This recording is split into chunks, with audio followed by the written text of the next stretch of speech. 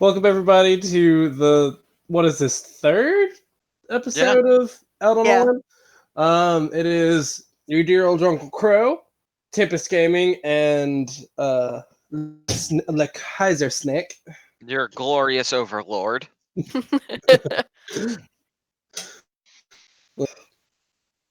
Let's see. Well, we kind of introed with the stories. You guys want to just go ahead and dive on into the topics we brought to the table today? I guess why not?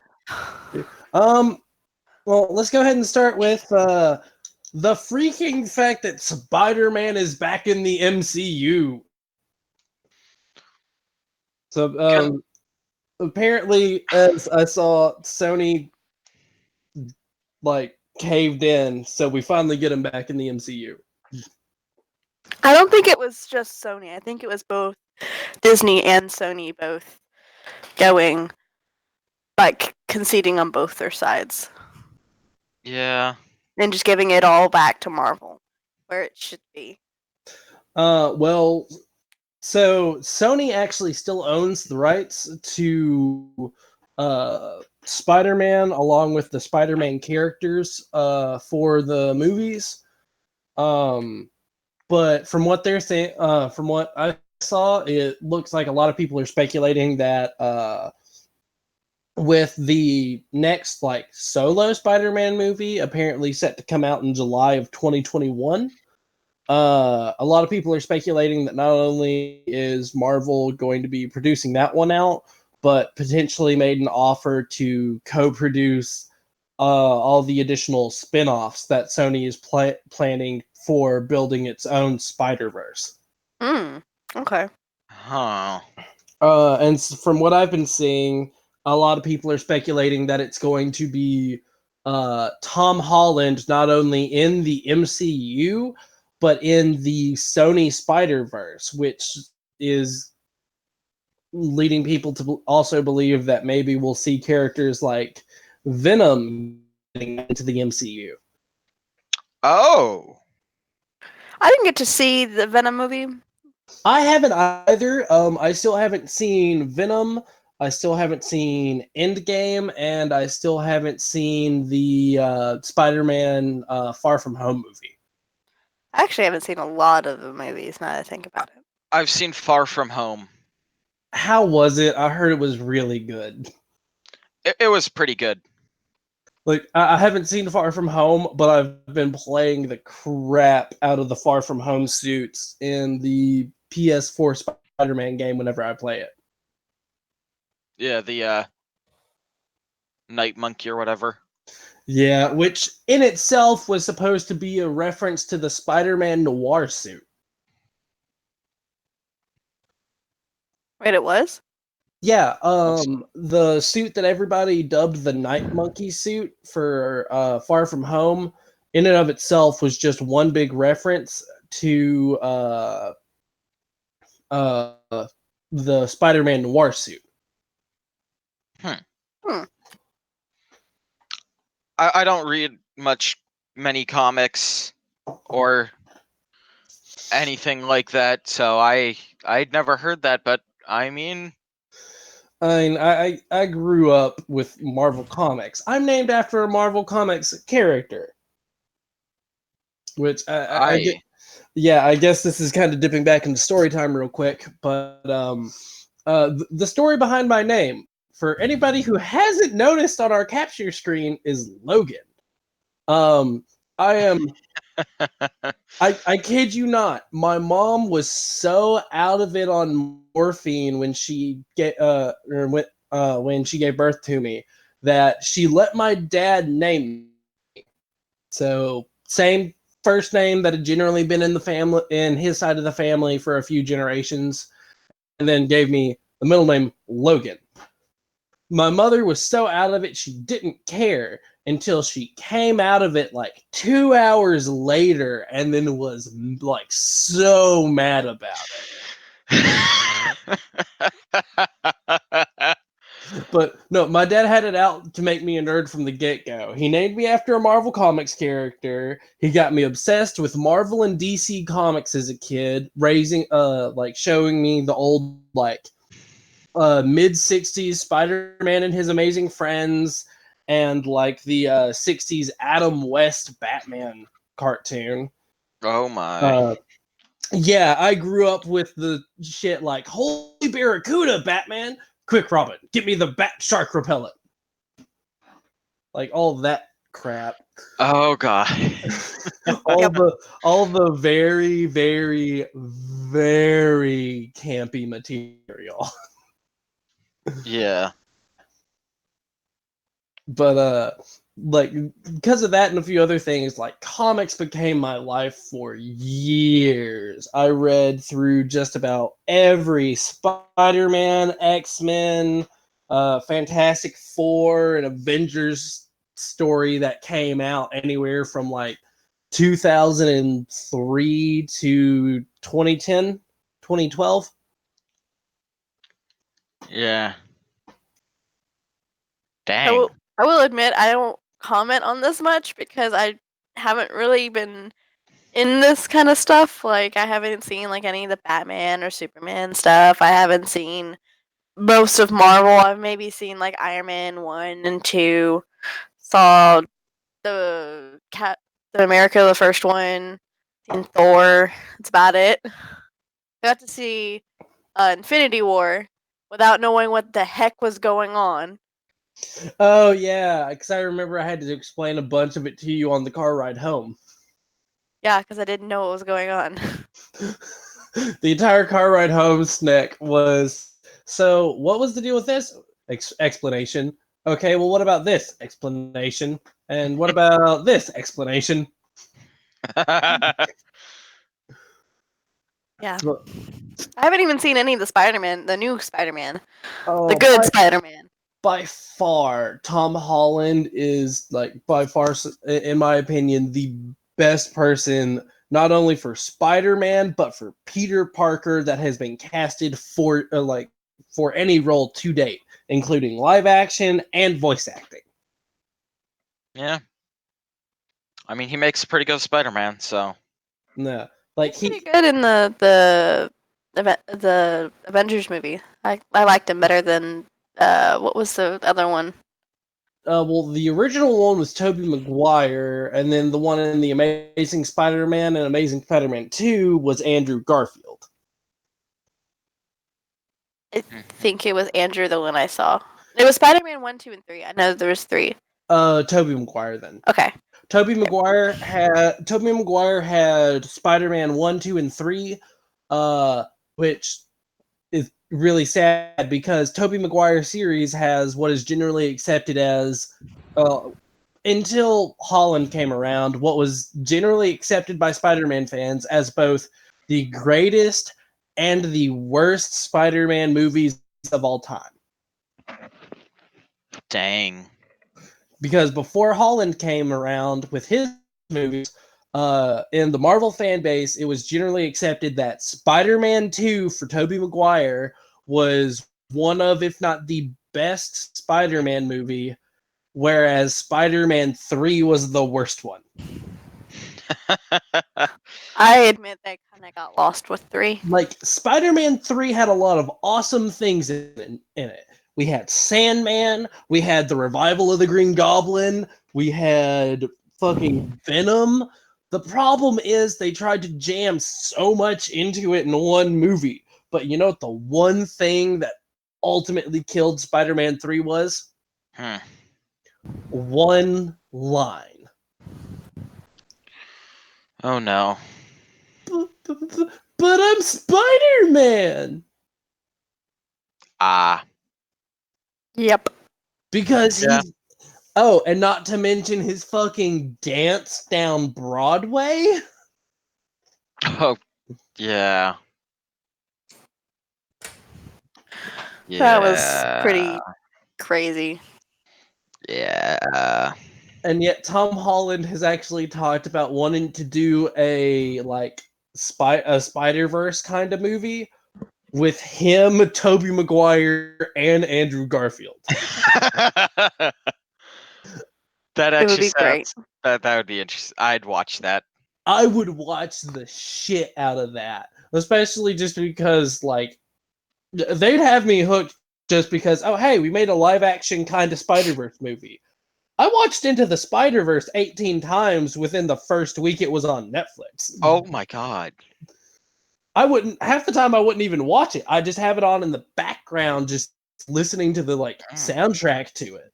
Soundtrack is really good. Never actually watched it all the way through. It's really good, dude. I recommend it. So in my personal opinion, Into the Spider-Verse does, I think, one of the best jobs of really creating and painting the picture for not only the main Spider-Man for the story, which is Miles Morales, the Ultimate Verse Spider-Man, but also painting pictures for all the others. A lot of people complained because the Peter Parker that we're introduced to into the Spider-Verse is he's older. He and MJ got divorced. He buried Aunt May. He's been at it for like 2 decades. He's been at it for going on 3 at that point. But that's actually an alternate timeline version of the 616 Peter Parker. That's why he's Peter B. Parker. That's one of their ways of trying to tell you it's the 616 continuity, which is the main continuity that they use in the comic books. Okay.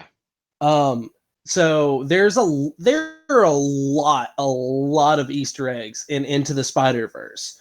In the scene where all the different universes are connecting from when that universe's Green Goblin sticks that universe's Peter into the machine ray. Whenever it shows that it's connecting to 5 different universes, it'll actually show what universes they are. So, it actually shows 616 for Peter B. Parker. It actually gives the universe for Spider-Man Noir, for Penny, Spider-Ham, Spider-Gwen. It gives all of their actual universe numbers for the Spider-Man multiverse in it.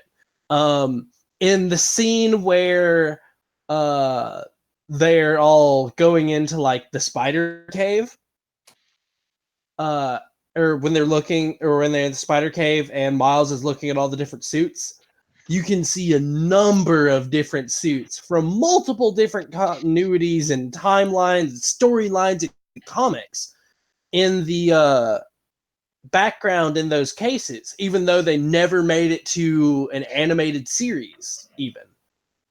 Yeah. Because there's in the background you see the Spider-Man Mark I armor, which is the silver and black armored suit.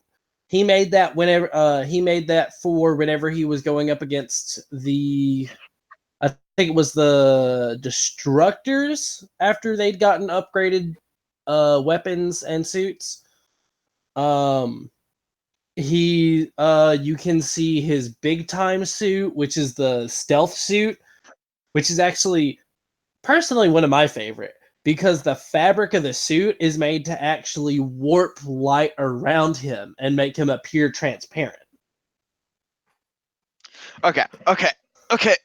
I need to ask a question here. Does it make him fully transparent? Kind of. So is his entire body transparent? So with the big time, the how they did it was kind of like how they showed. Do you ever watch the old cartoon Spider-Man Unlimited? Nope. Okay. Well, in Spider-Man Unlimited is a late '90s series they did. That was he goes to an alternate Earth to, of all things, rescue J. Jonah Jameson's son. Huh. this is after he's let Spider-Man be declared dead, where part of his old suit, like the classic red and blue suit, was found in tatters in a fire. He left his mask in it, so everybody just assumed he was dead. Reed Richards, Mr. Fantastic of the Fantastic Four, makes him a suit completely out of nanobots. In the series, he regularly uses the nanobot suit in a way that turns him invisible. Because the nanobots take the light that's being hit off of it, bounced off of it, and using it to refract it and make him appear invisible. So he actually kind of becomes transparent because the suit projects what's on the other side of him to anyone looking at him. That's essentially what the big time suit does. Is it as it's described in the comics, warps the light in a way to project the opposite image and make him appear completely invisible.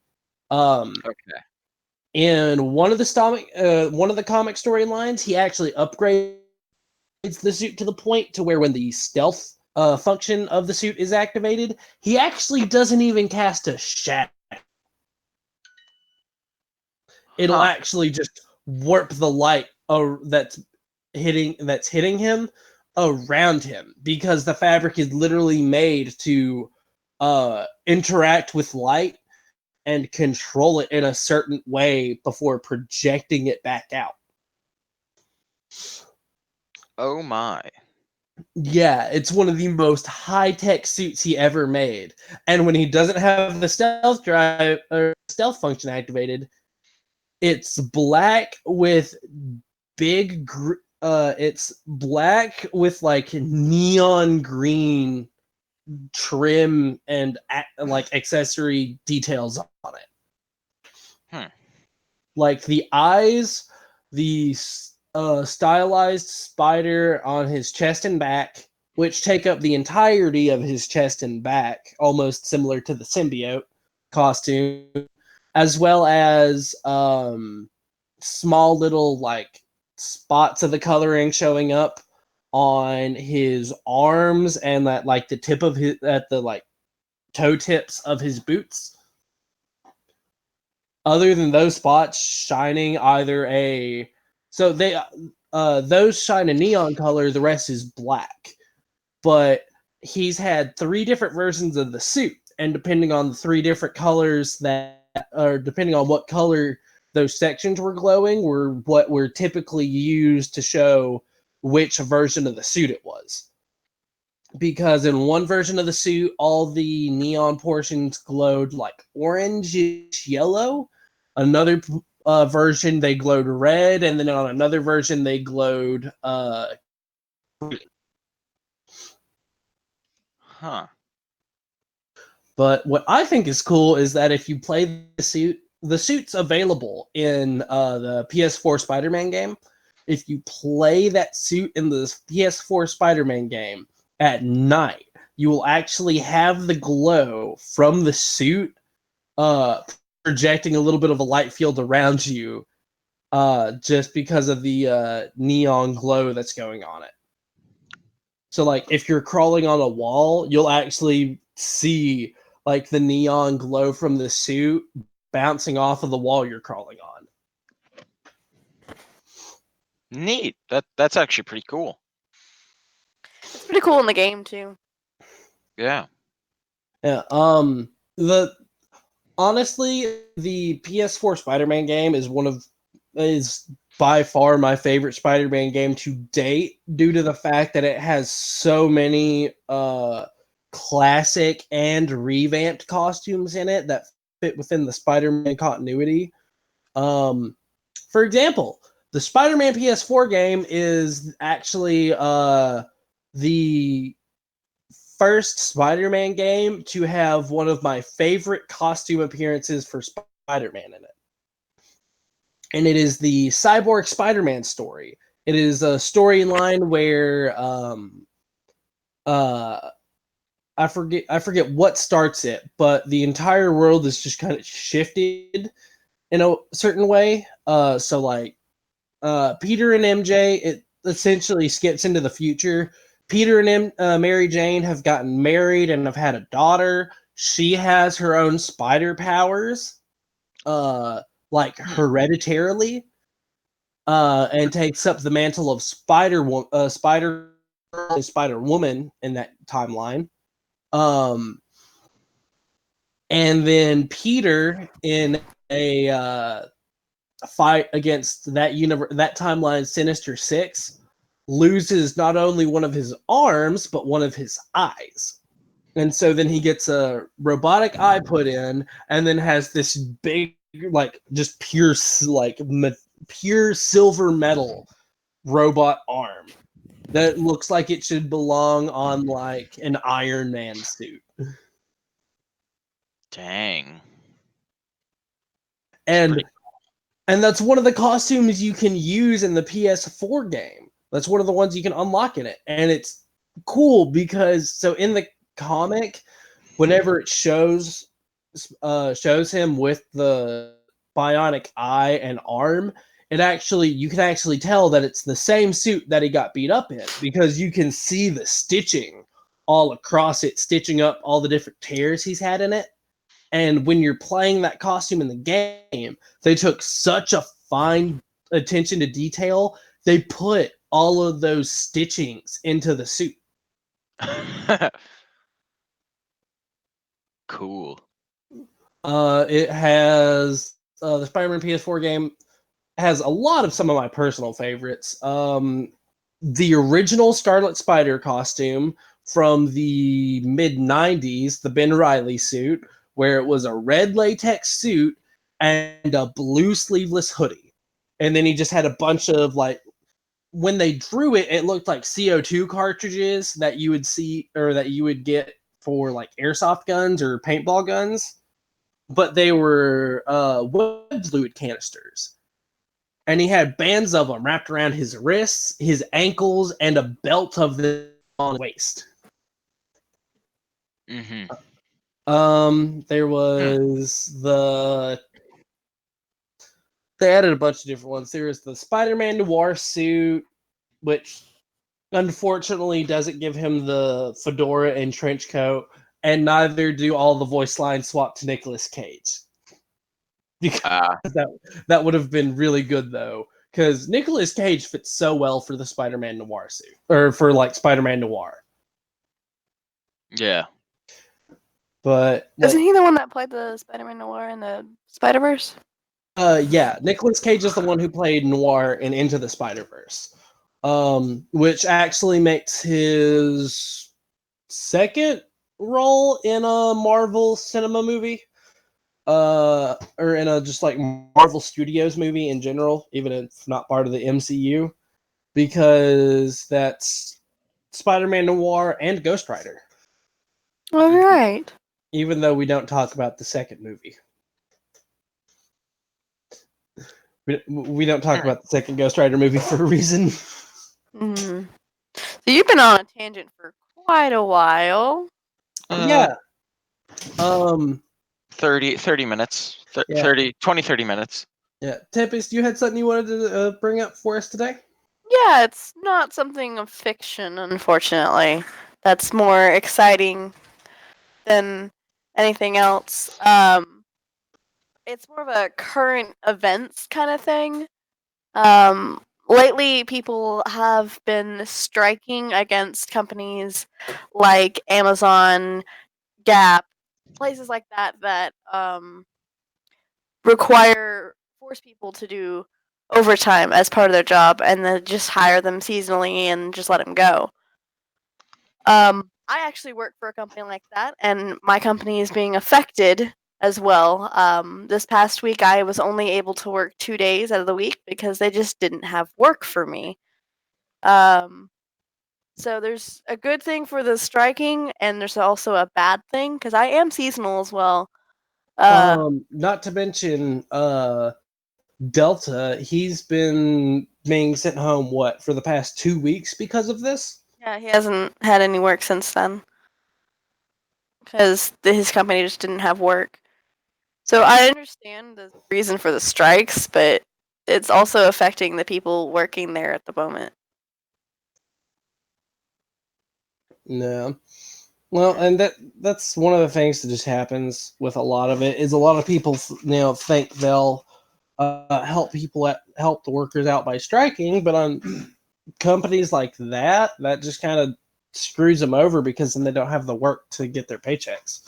Yeah, the strike's not gonna really change anything. They're just gonna hold out until the strikes end. Yeah, big companies like that, they can just or there. That's probably better.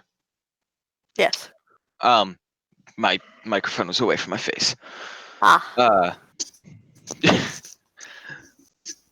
Yeah, but they're just. I mean, they're big enough that they can take the little bit of the hit that comes from. They can essentially just wait out strikers. Yeah, because they can afford to just send the people home and be like, Yeah. sorry guys, we don't have the work right now. We should have more here in a couple of weeks. And then when the strike pretty much ends because people, get tired of, either having to go elsewhere or not buy from that particular retailer, their sales rocket, and then all of a sudden, oh hey, we have a bunch of work again for you guys. Yeah. And there's not much you can really do about it. I mean, yeah, because a lot of the people that then, I mean, a lot of the people taking jobs with companies like that are doing it, not saying anything about those people, but they're doing it because that's the best job they can get. And so I they mean, the can't pay's just, nice. yeah. And so you can't just not work. I mean, they force us to do overtime, and I understand that, like, but it's excessive sometimes. Like, Yeah. during I think it was around Black Friday, my company also told us that they were going to have us working 7 days a week, working 10-hour shifts, 10 or 11-hour shifts, mandatory. Ay. Yeah, Yeah. so that's anywhere from a 70 to a 77-hour week. I mean, they pay us overtime, so it's not like I'm not It's getting not, paid for it. yeah. Plus, if you look at it this way, if you have weeks like that, are they going to suck like all hell? Yes. But let's say you get a 70-hour week. That's 30 hours of overtime. Yeah. And, if you are working, say, 7-day weeks, that means you don't really have a day off to go spend all of it. So you get outside of the 7-day weeks and, oh, hey, I have all of this extra money from working 70 plus hour weeks that I never had time to go spend because I was also working 7-day weeks. Yeah. But that's only looking at like the money aspect of it. I've done jobs where they made us do 7-day weeks and did long hours. I used to work in it was a different job, but I used to work in Nashville doing traffic direction. And whenever I did that, I worked there were a lot of weeks I worked 7-day weeks and a lot of days where I worked 10 plus hour days. Mhm. But like the money is good, but after so long your body just starts screaming enough's enough, just give us a day off. Yeah. And if I don't meet the company's way they think I should by the end of what they call peak season, they're just going to let me go at the end of peak season. So I won't make full time. So I'll have to find a new job. Yeah. Also, that's the one bad thing about it. Yeah, and that's one of those things that I can both understand from their viewpoint and at the same time can't help but find really stupid. When Yeah. it can affect a lot of people in an adverse way because people start working there and they're getting going and they only need so many people for during the entire year, and most people just stay put. They don't quit, nothing, and they just continue going throughout the year. And so not a lot of full-time spots open up. So a lot of people that are seasonal, they only need during the peak season, and then they're let go. A lot of people return each year during peak season, and they just hoard all the money they can, and they have someone else to help support them, kind of thing, and they just go back each year during peak. But I don't have that option. No. Yeah. Because money is tight always, even working there. So not being able to have work is very taxing. Yeah. It was very political going about that. I just realized. I mean, a little bit. Yeah, but there's only so much we'll really be able to avoid without dipping into the political pool of it. So there are a few topics we'll have to kind of go into every now and then. In conclusion of the rant, I understand what people are trying to do, but it is just going to hurt more people in the long run. They let us know at the beginning of this job that they were going to offer mandatory overtime. They openly admit this to us, and they give us many weeks in advance when they're going to call, like when they're supposed to call for like a 7-day week or a 6-day week with multiple hours. We go into this knowing what we're going into. And it's just the way the companies have been set up for years, and they're not going to change it over some strike. They can write it out, and it's just going to hurt the employees more in this way. Yeah. Because we don't get the work, and then we can lose our houses, we can lose our cars if we have like payments on our cars. It can hurt us in different ways, and some people don't think about that before they start a strike. Yeah.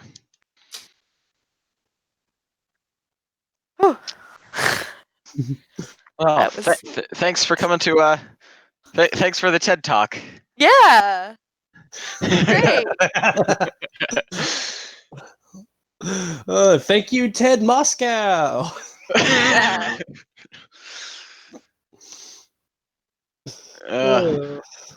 Oof. Okay, so to lighten the mood, we're just gonna go back into the crazy stories. Okay, so I've got a story, and I mentioned this one, but this is the story of essentially why I am here doing this right now, and it all ties back to about this time a year ago, and joining Twisted Fictions, which is Twisted's Discord server. I joined that server, and a couple weeks in, me and one of the other members, who happened to be a moderator, were having a spam fight. So just spamming each other with random things. Then Twisted and Sunbro got in on it, and I turned off my notifications to combat the incoming spam. Well, Twisted somehow got it in his head that giving me one of the moderator tags would mean that I couldn't do that, and that the messages would then go through. In fact, that's not how that works. But he gave me moderator privileges. And that became the big reason, and he couldn't take them away for some reason. I guess he couldn't figure out how to take them away from me. And so that got me into the Twisted Fictions group, and I started doing a bit of beta reading for him. And that's what really got me into this. And from there, I stayed active around here, and that's the only reason I'm here right now. Because I don't really don't tell Twisted this, though he's probably gonna hear. I don't really read his stories very much. Hey, It's okay, Snek. There are those of us who got chosen to read certain ones of his in recorded voiceovers that put off reading them as much as possible, myself included. Gosh, some of those stories. Oh, no. It's, Tempest, you weren't the one who had to read his Star Wars crossover. You didn't have to read Arclight. I read Tempest. I read Acolytes just to read it. Why did you do that to yourself? Because it was about the third of the size of his Star Wars crossover. Oh yeah, fair enough. No, dude, his Star Wars crossover goes on for about 18 to 24 line long paragraphs of descriptions. He does like his descriptions. He really likes his descriptions. Granted, this is me reading it on mobile, so that's why the count is so high. But still, it is ridiculous. Yeah. Like, read this chapter 2 of Arclight. No, especially because anytime any of us read any of his stuff, we have to go in, copy and paste the entire thing into a document, and then break it up so we have breakpoints for reading it. I mean, I don't copy and paste it. I just sort of read it from the thing and just do like on the normal computer screen, just like the section that I can see, and that's the section I read, and then I stop, take a break, and then go again. That's about how I do it. His writing, the way he writes, doesn't quite translate into reading it out loud. It's very difficult. Yeah. I could imagine that. I've read some of his, and yeah, I can imagine it being a bit difficult to. Yeah. Yeah. Yeah.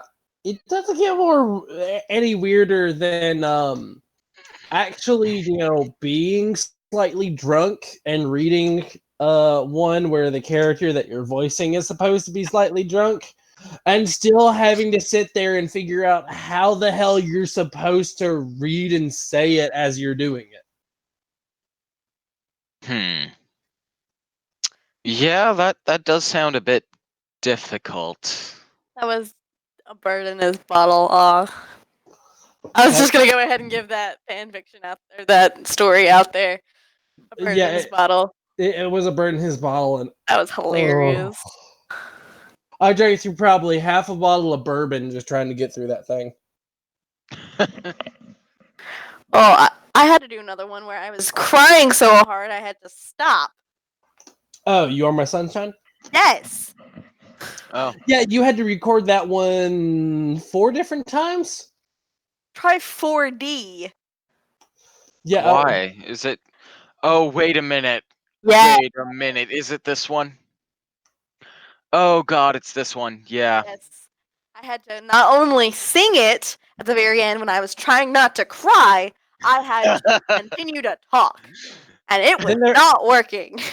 And there's the fact that, on a couple of your takes, it picked up like a washer, the dryer machine in the background, or you'd try recording it at home and one of your parents would come in while you're recording it trying to ask you something. Yes. That is... Or they would do something in the living room and someone would say something too loud and my mic picked it up because it's a good mic. And then she'd have to start all the way back over again. Yes. Oh, woe is you having a good mic. Hey, at least I have a good mic. Which is ironic because I'm not using it. I'm using a headset mic. Which is probably why you keep popping up and down in volume. Well, so do you. Everyone's doing it.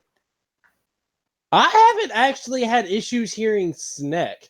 I've only had issues hearing you. I've had issues hearing you too.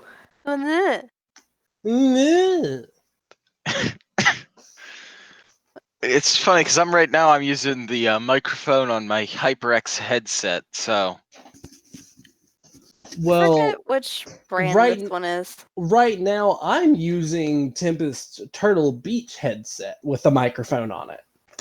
I have one of those. We are not supported by Turtle Beach. I just enjoy Turtle Beach. Yeah. I have to agree with that, especially because Turtle Beach is the only, like, I especially love Turtle Beach. They're the only motherfuckers who were ever considered enough to come out with a style of gaming headset specifically for people who wear glasses. Oh, yeah. I can see that being helpful to people who wear glasses. Yeah, like I wear glasses. It's super helpful because these things actually have, instead of just being the padding all the way around, it actually has space cut out in it for the arms of your glasses to go through without being either pressed into your head by the earmuffs or being crushed into the backside of your ears by them.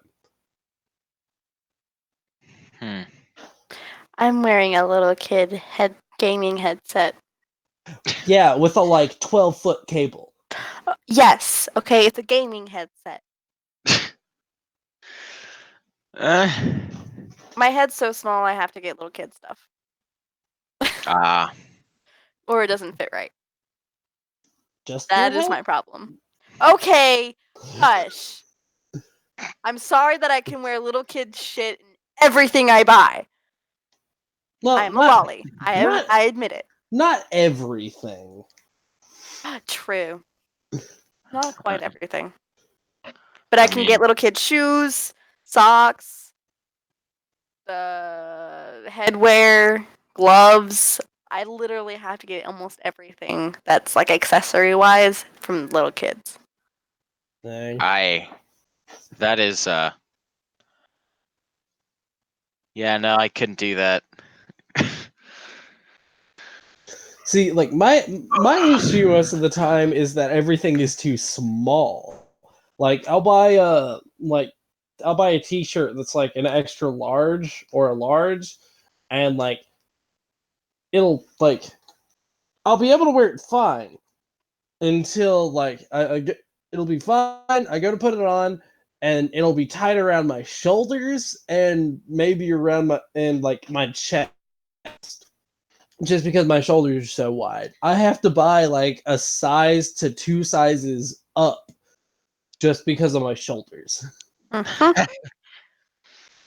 Like there have been shirts I've had to buy that like just because of how big they had to be because of my shoulders fell down to almost my kneecaps.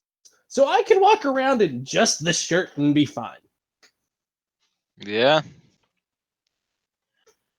I mean, I have the issue of I'm incredibly like nothing's durable enough to withstand more than like a month, 2 months of me wearing it. What do you do to your shirts or clothing? Holes just appear in them. Okay. You have moths or something? No. Oh my god, I just now realized what's happening. What? My cat. Oh. Maybe there is also another thing. I had this happen with a bunch of comic t-shirts that I had that all like, so I washed it like first time I went to run them through the wash cycle. Washed them fine, threw them in the dryer, came out of the dryer with huge burn holes in them. On some material, whenever you first wash it, you have to be careful about the dry cycle you put it on because it can actually, if it goes so hot, can actually burn holes into the material. Oh no. I had it happen to one shirt. I kid you not. One of the holes burned perfectly sized and positioned, so I didn't realize. Throw it on, looked at myself in the mirror, and realized one of my entire nipples was on display through one of the holes. Oh no. Not that you have much. Oh, shut up, you. Don't make me come in there. No Oh, comment. yeah. We're in the same house, so it's literally don't make me come in there because you can just get up and walk in here. Yeah. I figured that from hearing. I think I was hearing Odin when talking to Twisted. I don't remember. Something like that. Something or other. Yeah. Mm. You guys want to go ahead and go hop into Soloviev stuff? Sure. Oh yeah. Sorry about that. Right. So let's go ahead and hop into this. This is a bunch of the art that Soloviev passed on our way. I don't I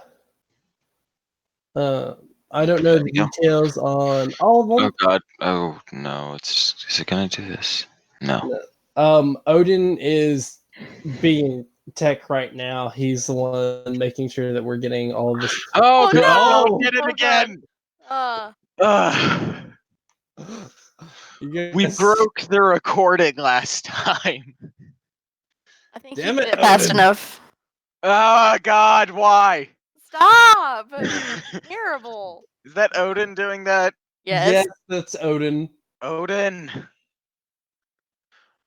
Scones, If you Odin. just heard, if you just heard, Scones. hey, for anybody Blueberry scones. for anybody who just heard the meaty from my end, that was me smacking Odin. Good. Yeah. Work environment. Hey, you know what's worse is I smacked him in his left arm, which was numb. the stroked one, and now it's twitching. I backhanded him in a nerve cluster in his shoulder. And I think I happened to hit it perfectly with my tungsten ring. Oh jeez. Wonderful. But all right, so let's take a look at this. First one we've got. Okay, I'm just gonna come out and say it. Is anybody else reminded of Cinder? Yes. Slightly. Yes, I am. That's what I was thinking when I kept on seeing his art. Was my first thought was Cinder? Like this just reminds me of like Cinder. Like it reminds me of Cinder, but the outfit kind of reminds me almost like a cross between Negima and Magi.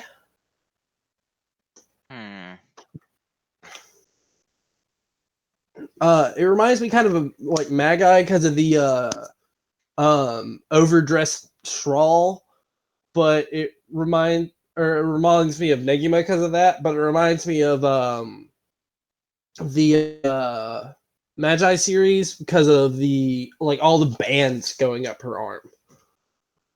Yeah. You mean Magi? Magi, Magi, whatever. Okay, I was like, are we thinking about the same thing here? Okay, so you have to keep in mind, Tempest, that the word Magi literally changes on pronunciation based on context. For the anime Negima, they use that spelling, and it's Negima Master Magi. Okay. Whereas it's Magi or whatever, or Maggie or whatever it is in the other thing. There's one thing I am getting from listening to this, and it's that something I already knew. The English language is stupid. Thank you. I mean, the English language is also the one that originally stated the word color as COLOUR. Color. Jeez. All right, let's go ahead and look at the next one. Next one we got. This is cool. This is pretty good. I'm sorry. All I can think of for some reason is Ready Player One and Tron. Yeah, I get a strong vibe from both of those. I haven't seen Ready Player One yet, though. Neither have I. I really want to. It looked really good. Also, Odin, if you're able to press the hide on the bottom of the screen. No, Nope. hide. There you go. Yay! There.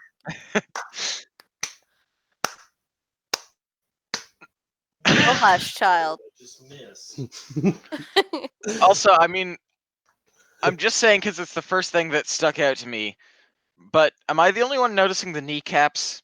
No, I noticed too Yeah. that they're like way up high and to the side. And honestly, I was looking at it and I actually thought it kind of reminded me like how some of the armor looks on the character model for Knights of the Old Republic.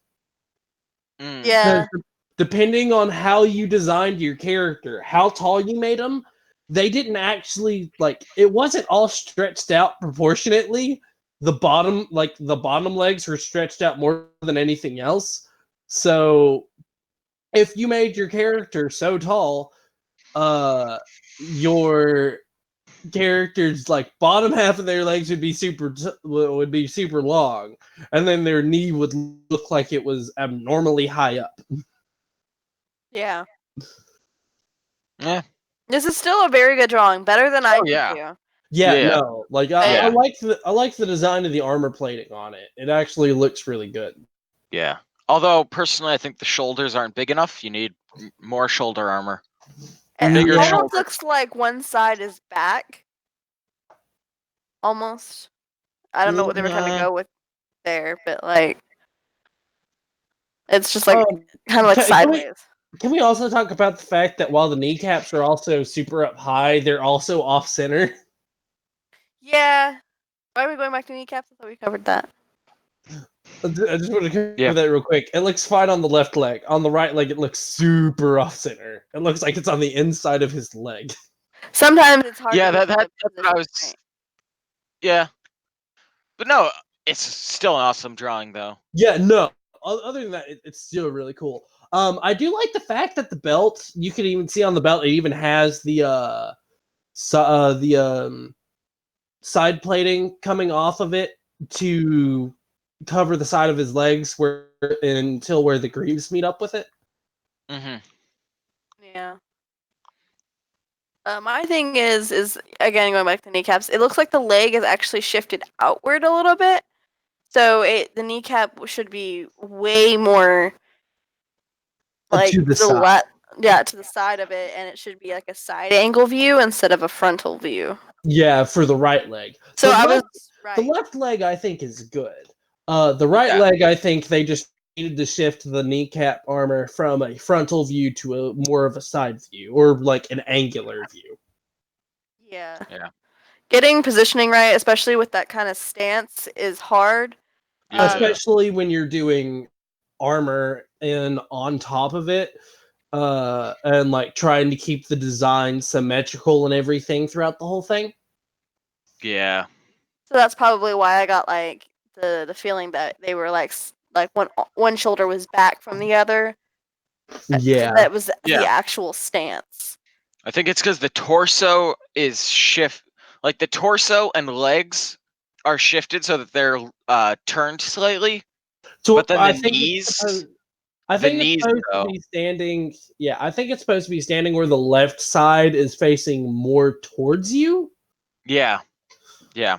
But other than just the kneecap armor, the whole thing just looks really good. I like how they designed the armor because it looks like a combination between like what you would looking at it, you would expect it to be a combination between like a light flexible material and like some hard plating. Yeah, some hard plating, like almost kind of like how stormtroopers wore. Yeah. Yeah, right, I get that feeling too. Next image. Oh, we got more. I think what did he describe it as? Demon girlfriend. I think that's what Solo described it as. No, something like that. Demon teenage space girl. There it is. Demon teenage space girl. On this one, it doesn't so much remind me of Cinder as the other one because how he has on, but I do definitely see like the little hints of inspiration from here and there in it. Like I can see kind of small hints in it here and there. Yeah. Granted, I may also be seeing like stuff from completely different series than what he pulled from. If he pulled any, Yeah. Yeah, I can imagine like the top like bust area and like the torso area being like a hard leather, and then below the belt could be cloth or again leather, and the bust area be like a harder leather kind of thing. Okay, see, I can imagine like the very top portion that like what's sitting on her shoulder being cloth with like a red, and then those stripes coming down being like a goldish color, and then the pretty essentially the bodice part of her dress being like you said, like the hard leather. And like, but just like the rest of her dress being like red with like a black trim. Going off the Cinder thing again? I think you're projecting Cinder on here. I think I am. Honestly, part of it might be because I was playing Blaze Blue Cross Tag Battle, and like the last match I played was the one character that has a Cinder coloration to her. Seriously, in the entire thing, there's plenty of characters who have a Juniper member coloration, a Team Ruby coloration. But there's one person who has a Cinder coloration, one person with a Torchwick. There are two people who can kind of match for. So there are two people for Neo, one of which is closer than the other. And one for Ozpin. But there's also quite a few like Atoms, Pennies, and Suns in the mix. Yeah. But there's only one character with the Cinder coloration to her out of the entire thing. And it happened to be the one you played against with. Yeah, it happened to be the one I played against. But what's stupid is there's actually a Blaze Blue character that I've been waiting for them to do a coloration of for like ever, and they still have not done it. There's one character that looks just like a character from Bleach, and every time I see him, I can't help but think of that character. All right, well, I'd say anyways, image. Yeah, let's move on to the next one. Because this is starting to be long. Ships. Woo! Let them sail! Yeah. I mean, personally, I think the best ships are, I'd say, probably Ladybug. Maybe. I mean, finally somebody else who believes in the Ladybug ship. Yes. I'm confused. What? It's a pretty good one. But looking at this ship in particular, it's guns. Yeah, it's just okay. So for me, looking at this, I'm kind of seeing quite a few different things from a few different series, like the radar dish up at the top and the two Star on Wars. The sides. I'm actually getting Star Wars from the turrets on it. The radar dishes on it are giving me more of a like Stargate vibe. Yeah. With the top one though, the the Corvette in A New Hope, first ship you ever see. It has a dish just like that. This actually kind of reminds me of the ship that is the very first ship that Leia was on when she had the plans. Yeah, that's what I'm talking about. The first ship you see in A New Hope. It does kind of look like the what's it called? first? I think it was I- just a transport ship. I don't remember ever hearing the name or knowing the name. I feel like Tantive 4. that was it. Yeah, it was. Oh, right. It was one of the alliances. Actually, it was one of their only few Tantive 4s at the time. No, Tantive 4 was the name. It's a CR90. That's right. Yeah, The CR9. CR90. Yeah, like if I'm looking at a picture of it, Like the and- back engines definitely remind me of it. yeah, it has like the guns. Because if you look at the Tantive, it has like the 2-barreled ball guns essentially. Like this, it has the radar dish and it has the engines. Yeah. I don't think that ship had a lot of guns on the side of it, though. No, it only had 2, one on the top and one on the bottom. Or Yeah. well, it cut. Yeah, Because yeah. I think those those guns weren't really meant for fighting. It was meant for shooting asteroids Yeah, as they were traveling. yeah. Or I mean, like but, getting away, because it's called the blockade runner. So True. Yeah. But like even then, like it almost kind of reminds me of like a cross between the CR90 ships, along with like the turret layout on it. Kind of reminds me of the Imperial Star Destroyers. yeah, But like the whole thing to me just honestly screams Star Wars. it's giving me like it's giving me like a very Corvette, like anti-fighter kind of feeling. It's actually a real world like comparison that it's giving me the feeling of is the B-17. Like a kind of flying fortress, the guns all over. Yeah, I can see that. Yeah. On to the next. God. A tank. That I know the story behind this one. This Oh, one you just do? straight up looks like Mad Max. Okay, so let me get to his exact what he described it as, because he described it better than I can. I mean, I would hope so. He's the one that drew it. Yes. Or wait, was it here? Yes, here it is. So okay, do you guys know the Twilight from Star Wars? Anakin's Yeah. ship in the Clone Wars. So he Yeah. I turned haven't it seen into a Clone Wars. tank. He turned it into a tank. Oh, okay. He just turned Anakin's Twilight to a tank. So he named it the Twilight Tank. Of course.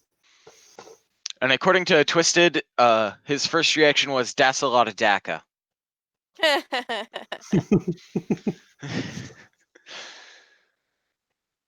But yeah, it's definitely a very Tantive looking, or not Tantive. Oh my god, Twilight.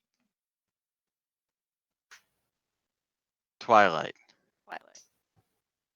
I've never actually seen the Clone Wars movies. I've only seen the original, technically the original 1, 2, and 3. I haven't seen the pre-sequel.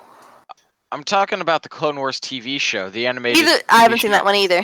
Yeah. You are. all How can I even Tempest talk to you? Yeah, I know what you're talking about. Tempest, however, has only ever seen the original trilogy. New Hope. Yeah, New Hope, Empire Strikes Back, and Yeah. Return of the Jedi. Yeah, New Hope, I Empire, have it and on Jedi. VHS. Yeah, which means it's the edit from before Hayden Christensen was edited in at the end of Jedi. Yeah. But no, I know what you're talking about. And I had the it's special edition. Very Twilight. Yes. Yeah. I've seen the ship, but yes. It's got the cannons. It's got the cockpit kind of looking thing. It looks like it will be very large, though. Yeah. Based on how small those windows are, it looks like a very, very large tank. It actually gives me the feeling of a pretty normal sized, like. It honestly, maybe a like bit bigger, the way but- he has it drawn, gives me the idea that it's about the size of the the Jawas drive around on Naboo. Oh, it gives me a much, much smaller feeling. And it's probably because when I look at it, I see more like an armored personnel carrier than a tank. True. Just based on that like big cargo / troop carrying area, it looks like you'd have like 2 lines of soldiers in there and then maybe 2-3 people in the bow. Yeah, I could see that. And like those windows, they gave me the feeling of like slit windows. So just not very large windows, just enough to see where you're going out of. Yeah, I guess that's the most protective way to do it. Yeah. Aside from just like not having windows or copula scopes. Yeah. Plot twist. They just have cameras mounted everywhere that gives direct live feed into the That's what the Russians did with their newest tank, the T-14. It's people have described it as it feels like playing a video game when you're driving it. Really? Because there are no windows. There's like it's just live feed. Everything about it is automated except for driving it and shooting the guns. Wow. Dang. But there are no windows. You're inside an armored box when you're inside of it. So you're in an armored box inside an armored box. Damn. And they just have a bunch much? of cameras. Yeah, you know what the one problem is though? Is unless they have those cameras inside their own armor boxes, all it would really take is someone nailing something on the thing that would deal enough, like even just shock damage, like just of a shockwave, to like knock the cameras out, and then you're blind. Yeah, well, I mean, the thing is though, it is a tank, so Nah. if it can do that, it can probably kill you at the same time. Yeah. just like someone throws an EMP at it, all of a sudden you just see one Russian pop up the top with an AK-47 just doing sweeps, like just sweeping back and forth and just shouting at the guy driving, just telling him where to go, where to stop, where to turn. Yeah. Well, let's go and take a look at the next one. All right, that's cool. That is like futuristic. That's like just futuristic Attack on Titan. Yeah, that's what I was gonna say. I gotta really futuristic Attack on Titan.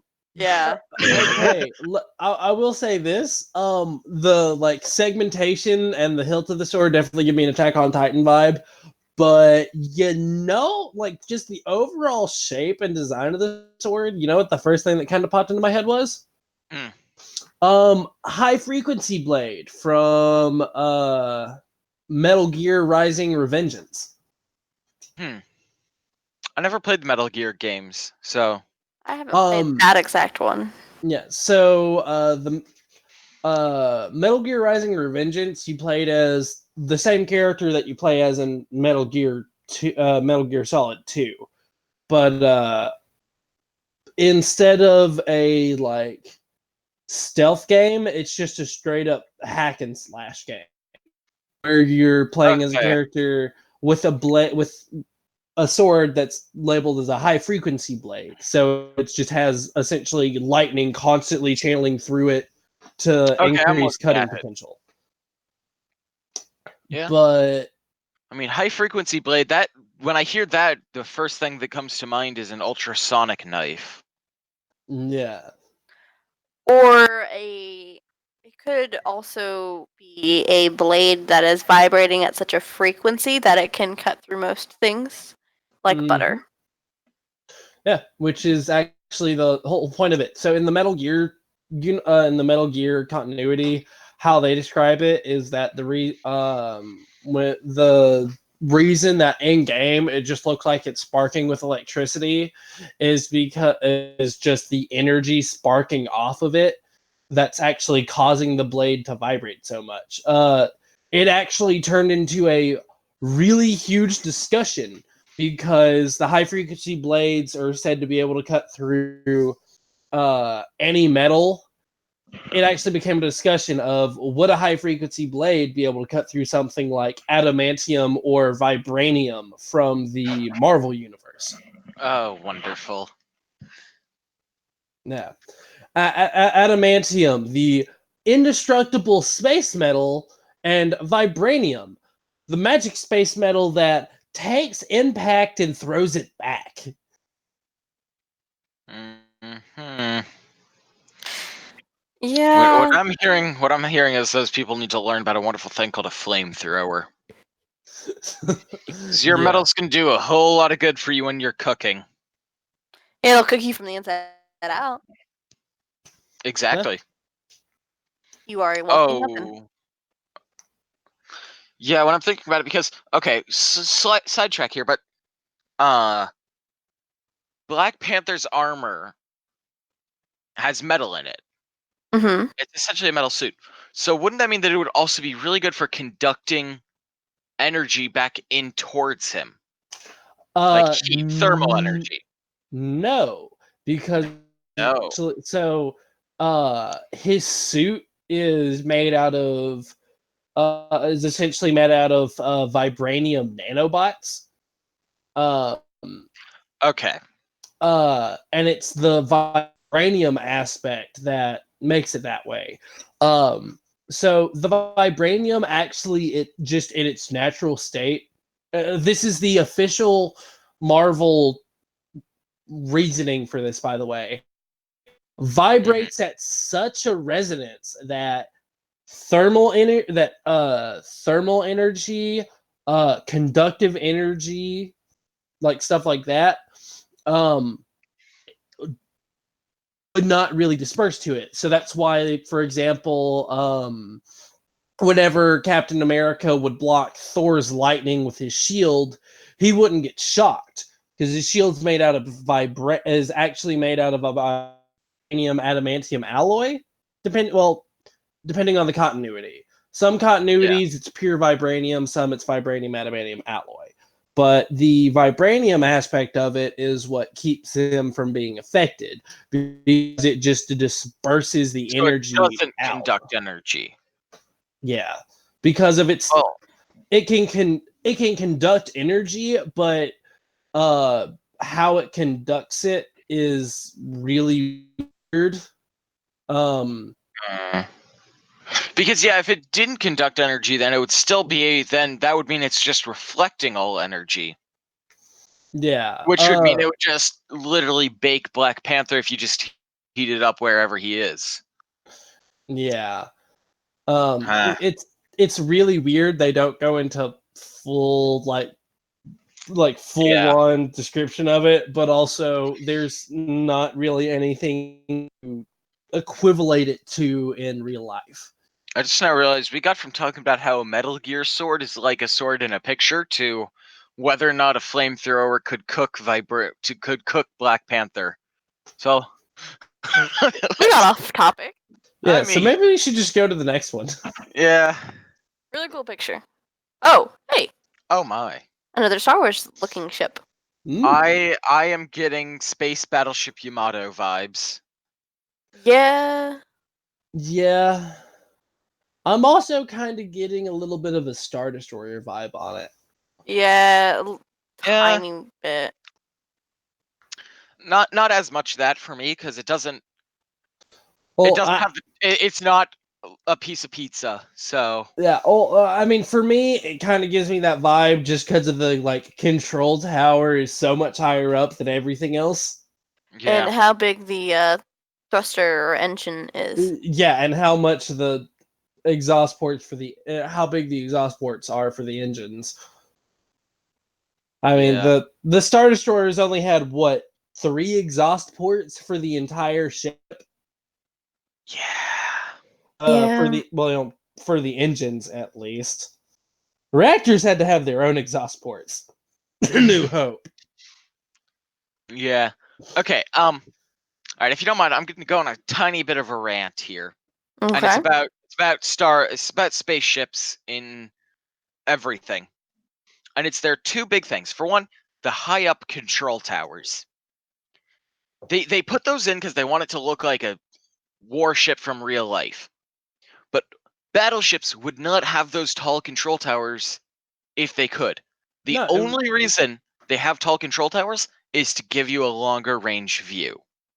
Yeah, and even then, having them like that would actually make the control bridge a much easier target. Yeah, and that's why battleships, their bridge is only for directing the direction of the ship. The actual battle command goes down in a command and control space, which is generally in the middle of the ship. The most protected part of the ship. Yeah.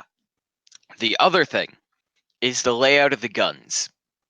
I'm seeing 1, 2, 3, 4, 5, 6, 7, 8, 9, 10, 11, 12, 13, 14, 15.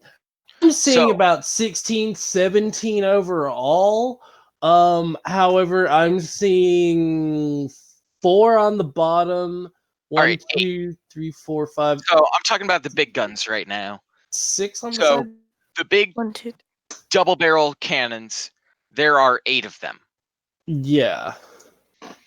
Now, if you look, they're designed in a way so that they could fire on a lot of them, and this is actually done really well on this one, where there are plenty of them that can go downwards, but they're still designed with an obvious favoring towards a top of the ship, given that there are 3 of them on the top.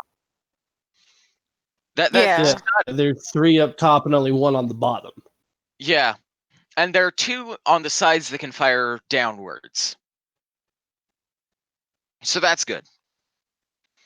But even then, it's designed so that obviously it has a weak point, which is the bottom. That's where you'd be able to avoid most of the fire from. Actually, yeah. Yeah, it would probably be the bottom. You could avoid... Yeah, it looks like that bottom area also holds a hangar area. Yeah, because right around in here appears to be the hangar area, which gives the belief that if you're hanging around somewhere around in here, you're gonna get shot. In orientation to the ship, you might actually not be that much in danger, because all you have to really worry about are maybe these guns on either side. Yeah. And maybe these 2. These aren't going to be able to come down and come in enough to get to the angle to fire at you if you're sitting around right in here, because you're right underneath the engines. Yeah, so they can't, the big guns probably don't have a firing arc to get there. Yeah, and this one's not going to be able to turn all the way around, fire over this, past and underneath this, and the shot come back up and hit you over here. Yeah. And so the worst part about that is, assuming this is a hangar bay, then that means you have complete access to the internals of the ship with maybe 2, 3 guns that could shoot at you. Yeah. Granted, it's done to make it look awesome, because it does look awesome. Yeah, but from a strategic standpoint, you can't help but notice the glaring hole. Yeah, yeah. But if you think about it, you're also going to have probably people coming. If you're in a battle where this would matter, you're going to have people coming out of those hangars, though, and they'd be launched as quickly as possible. Yeah. They'd be empty, so you'd have essentially an empty space where you could theoretically land boarding parties almost unobstructed. Yeah, so I can also understand that, like, people coming in and out of the bay may... I mean, I think probably their best defense would be carrying some sort of anti-ship gun into the hangar bay and firing it out of the hangar bay. Yeah. Yeah. Or even then, because how this is designed, it almost looks like you would come out of the hangar bay, and then immediately drop, because how he has it designed is almost to where it looks like this is just a little bit higher up than this portion right here. So it almost makes me think it'd be worth it to just, instead of firing it out of the hangar, slap one right here or right here on the underside of the hangar. Yeah. I'm thinking just like if you put another double barrel right on that flat area by the engines. Just facing backwards. Or facing forwards. I mean, Yeah. that wouldn't really matter, but that would give you another gun that can fire all the way around the bottom for the most part, except for the little wing bits. Yeah.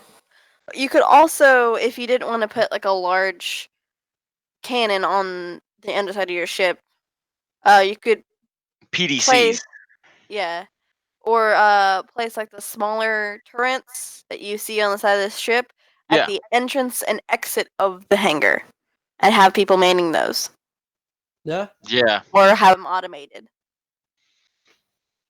Because once your people leave the hangar, they're probably not going to come back until the battle's over. Or they're Unless dead. their ship just gets that badly damaged and they're able to get back to the ship. Yeah. How likely is that? It actually happened quite a bit in Star Wars lore. Before they completely threw up the lore, there was actually someone in Star Wars lore who canonically had survived having his ship almost completely destroyed on him during dogfights about 12, 13 times. And every time before his ship failed, he would be able to get it back into the hangar of an Alliance ship. Okay. Yeah. I mean, it didn't happen very often, but it did happen. All right.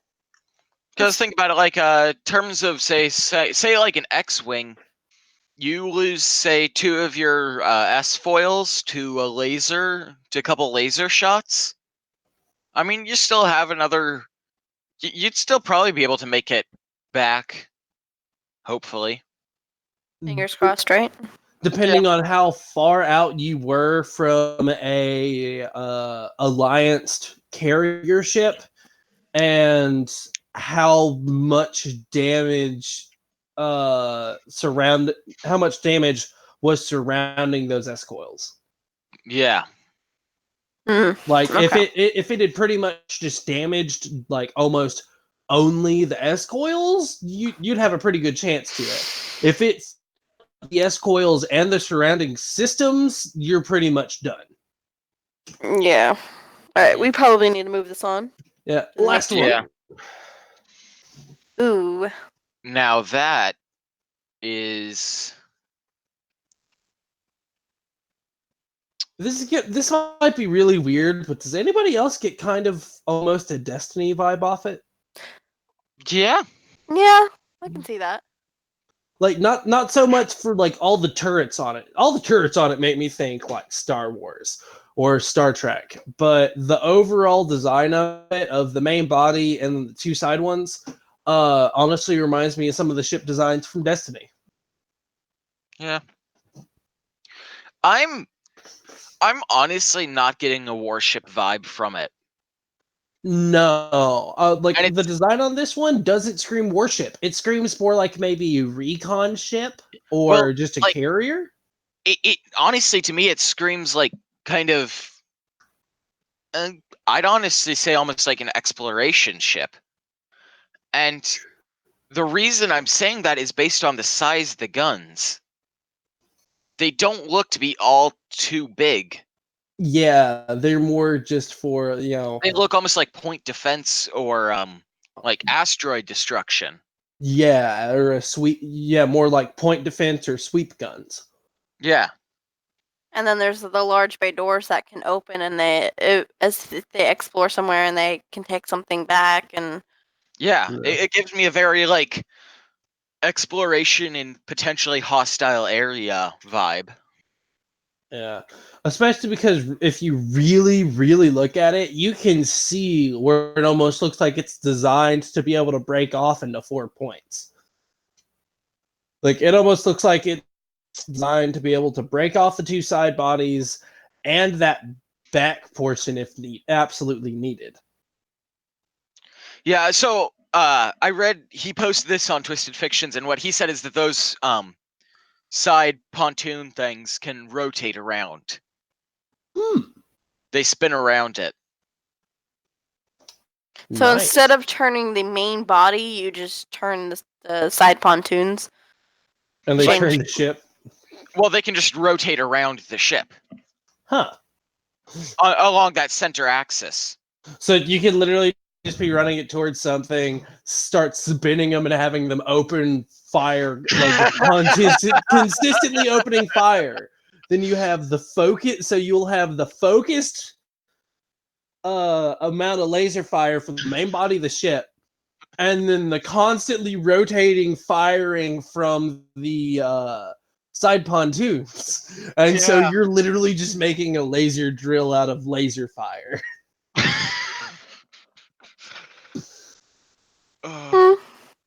My thing is that there is thrusters on the back of those.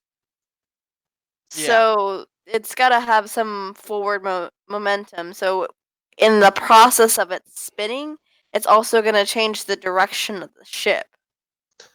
I feel like. It also almost kind of gives me the idea, like the side pontoons, if like for some reason they have to be jettisoned, can be, but also they could be jettisoned, like they could be launched off like they're being jettisoned, but are also like escape pods with like slight defense systeming to it. Yeah, I get what you're saying. Yeah. There's one thing though. There's no way of seeing out of those. True, but at least how it is. For all we know, once they're jettisoned, that nose extends out just a little bit, enough for the viewing windows to be visible and actually see out the ship. You never know. But I could totally see that being like a hidden mechanic to the ship. Yeah. Like big escape pods on the sides. Yeah, like the entire thing rotates, but at the same time, the entire thing can be rotating, and people can still be like loading on if they have to get out, like escape out on the escape pods. So, like for example, they're rotating out and about. Well, internal gravity field in the thing. You can just like use the internal gravity, like, and there's an internal gravity field that's not going to make it too much of an issue to try and like, hop in and go down that shaft. Like the thing connecting it to the axle could be hollowed out on the inside for people to run through and get out into the thing. Yeah. And if it's got the gravity field active throughout the whole thing, that would mean the thing could be spinning and they could be running down it and wouldn't be affected by its spinning momentum. Yeah. I would always keep where it be like towards the floor. Yeah. Okay. I think that's the last one. Oh god, no. Odin, why are you doing this? Odin? Okay. Thank you. I was just trying to stop streaming it. It's about to have flashbacks too. I think we're good with the technical difficulties on this one. All right. Yeah. Well, at least except for your microphone being off when we. Yeah. Early. Oh yeah. That wasn't my microphone being off. Like the actual thing had me muted. You muted. Yeah. Well, I mean, and even then, I mean, at least this way, at least we didn't have to, have anything pop up that would require the, we're sorry, we're experiencing technical difficulties sign in the whole thing. Yeah. We didn't have to have a cutaway. Yay! Yay! Odin editing cutaway just to be that guy. Oh gosh. Odin, anyway, do that and I'll spam 2 hours. you with stones. Anyways, is there anything else you guys think of that we want to talk about on this? No. I think that's it. Well, I think that'll do it for the third episode of Out on a Limb. Alrighty then. Thanks, guys. Thank you, you. Snake. Peace. Adios, amigos. Bye.